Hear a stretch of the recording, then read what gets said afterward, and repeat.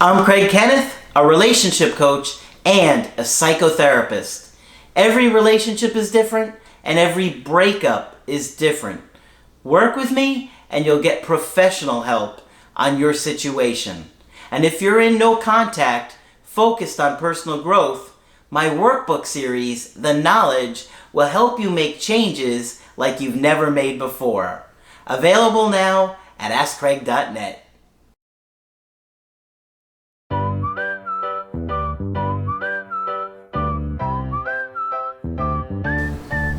Hi there, I'm Coach Craig Kenneth. I'm Coach Margaret. And today we're going to be talking about attraction. Well, this is a fascinating topic. Isn't it? What attracts us to each other? Yeah. Margaret did some research on this one based on that Time magazine issue that we talked about. Yes. And she found an article that she liked, and it actually has somebody that I think we've talked about on the channel before. We have talked about before. Yeah. And somebody that I really like too, yeah. Named Helen Fisher. But Margaret is going to share the article and the points that she really liked about this one. I thought it was rather amusing in addition to being useful. Okay, it's Dr. Helen Fisher, and she's considered an anthropologist, so she studies evolution and old stuff like that. Yeah. And she's considered an expert on romantic love. So we're going to read a little bit more about what Helen has to say about the world. Yep. Okay, so bear with me. I'm going to read you a little bit of this. Hot or not? What about that first impression? Let's say you glimpse someone across a crowded room. Mm-hmm. All right?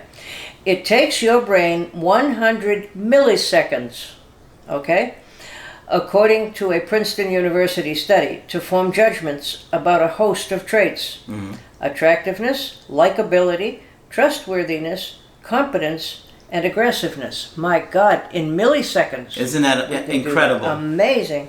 Must be a built-in survival technique, right? That's what she says, yeah. I didn't even read the article. That's right. See how smart Craig is. See that? That first moment is a key decision point. Will you engage with the person or look for someone else, says Fisher. It seems a little hasty, but we humans are walking billboards for who we are. Yeah. Everything about your appearance, height, weight, body language, clothing, conveys data about your socioeconomic background, education level, health, and even grooming habits, all of which are critical fodder for the brain's attraction algorithm. Uh-huh. Okay? Some elements of attraction are nearly universal and probably evolved over the millennia to help us identify healthy mating partners. Mm-hmm. Okay, so there's some real chemistry involved here. Yeah. We tend to gravitate to people who look robust, with clear skin and bright eyes. Mm-hmm. Clues to potential fertility, she notes. Most of us are interested in people who come from backgrounds similar to our own, and who have the same ballpark level of attractiveness and education. And cleanliness is a surprisingly strong aspect of attraction across cultures, adds Fisher. A happy demeanor helps too.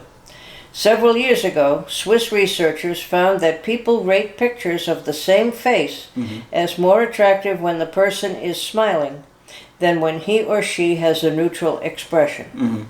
And a joyful beam was enough to make the raters judge even relatively unattractive people favorably. So if you're joyful and ugly, you're still going to make it.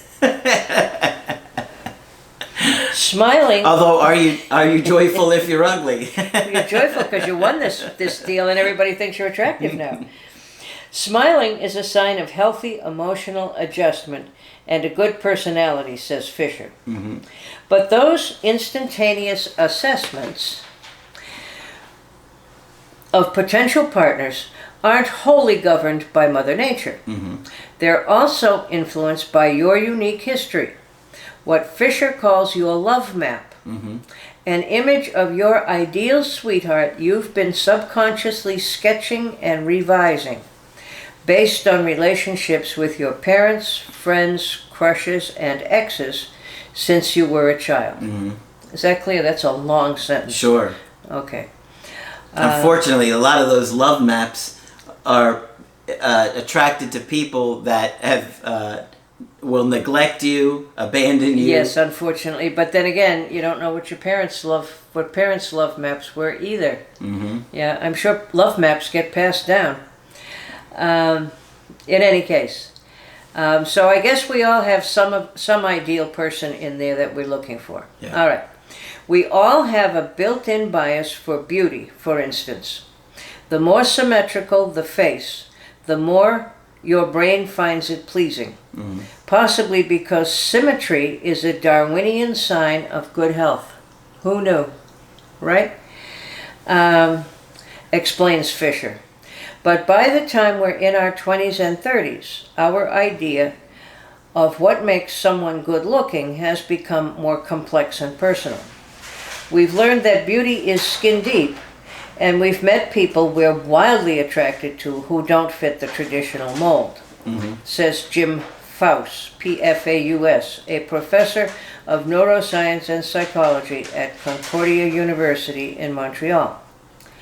Women vary, for instance, in their level of attraction to certain personality traits they see reflected in faces. Those who value honesty tend to favor men with more feminized faces, fuller cheeks, narrower jaws, whereas someone looking for a dominant provider might be naturally drawn to guys with square chins and a prominent brow, which are high signs of testosterone. While men are more likely to go for women with traditionally feminine features, full lips, wide cheeks, Australian researchers reported in 2015 that when looking at online dating profiles and describing their ideal partners, both men and women preferred nonconformists, meaning those whose clothes, opinions, and life decisions broke the norm. That's interesting. Isn't it? Being different can be extremely attractive, says Faust. And it makes sense from an evolutionary perspective, because it helps us preserve diversity in the species. If we were all the same, how boring that would be. Yeah. If there were only brown cats, that wouldn't be any good, right? Yeah. So isn't that interesting? We're drawn to keep the species diverse. That is interesting. Yeah. And then there's smell. Animals can often discern age, gender, dominance status, health status, and availability in a single sniff. I knew my dog was really smart. Isn't it amazing that they can do that? Wow. Yeah. That is pretty impressive. Isn't it? And many species emit pheromones, chemicals that work as an aphrodisiac. So there are people who emit pheromones. So if you lose it for somebody and you wonder why, don't forget those pheromones. All right? Here's my favorite part. Male boar saliva. A male boar, that's one of those giant wild pigs. Male boar saliva, for instance, gives off scents that cause fertile females to turn around and present their behinds. That's going to be the next cologne at Nordstrom. I was going to say, I don't know what in heaven's name you could name the cologne. I'm not boring. That's terrible. That was awful, Margaret. I know. But I thought that was amusing. We can all be grateful that humans are not wired to do the same. I don't know, but I got a hilarious visual when I thought about that. But there's no question that odors play at least a muted role in human sexual attraction, says Gary Beauchamp, the emeritus director and president of the Monell Chemical Senses Center in Philadelphia.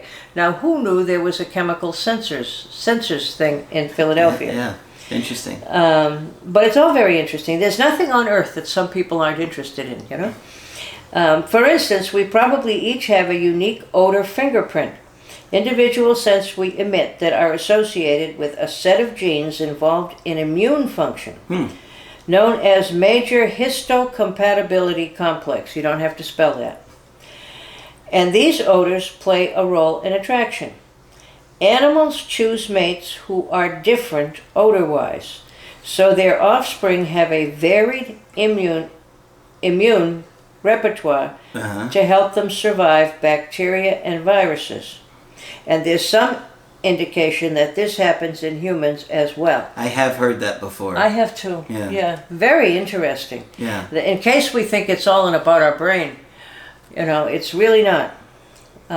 Research has shown that women prefer the scent of sweaty t-shirts worn by men with genes dissimilar to their own. So we're drawn to the opposite set of genes to make better balanced offspring. I thought it was most interesting. It really is. Yeah. And I think that they're really just starting to scratch the surface when it comes to too. learning stuff like this. I recall watching something about ants and pheromones one day, and it was absolutely incredible. The ants could leave a trail for the other ones about where to go, where to turn, how long they had to go, and all kinds of specific instructions. Yes, I have heard that too. Yeah. So that's interesting. There's a lot going on unconsciously in a millionth of a second that you had no idea about. No idea. It was even less than a million. It was a 100 milliseconds.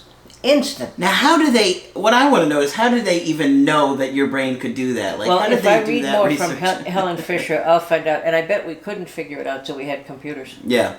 But how could you even get it that like, how do you know the brain is doing that? I mean, I don't understand how she came up with that. We'll read a bit more of Helen. But she's definitely done a lot of research in the field, and she's very well renowned, so I'm not saying I doubt it, I just want to know how she did that.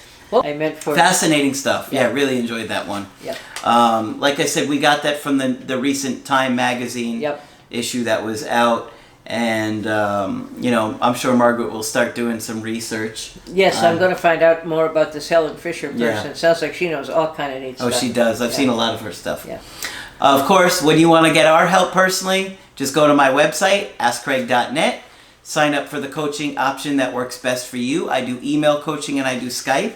Margaret is available for Skype coaching. Yes, please feel free to sign up with me and I can get you in quickly now.